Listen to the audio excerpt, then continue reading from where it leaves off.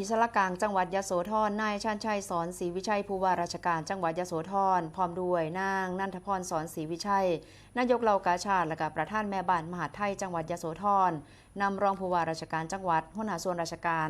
สมาชิกเหล่ากาชาดและกับประชาชนร่วมพิธีถวายราชสักการะและก็กล่าวถวายราชสดุดีเฉลิมพระเกียรติพระบาทสมเด็จพระนางเกล้าเจ้าอยู่หัวเนื่องในวันระลึกพระมหาเจษฎาราชเจ้าประจำปี 2569 เพื่อแสดงความกตัญญูกตเวทีโดยผู้ว่าราชการจังหวัดยโสธรได้อัญเชิญพระราชประวัติและกะพระเกียรติคุณโดยพระองค์ทรงมีพระนามเดิมว่าพระองค์เจ้าทัพเป็นพระราชโอรสในพระบาทสมเด็จพระพุทธเลิศล้านนภาลัยและก็สมเด็จพระศรีสุราลัยทรงมีพระปรีชาสามารถด้านเศรษฐกิจการค้าการคลังทรงผลให้ประเทศมีความมั่นคง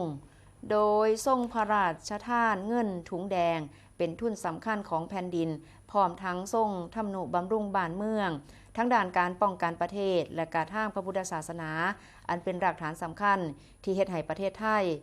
คงความเจริญและก็เอกราชสืบมาฮอดปัจจุบันค่ะ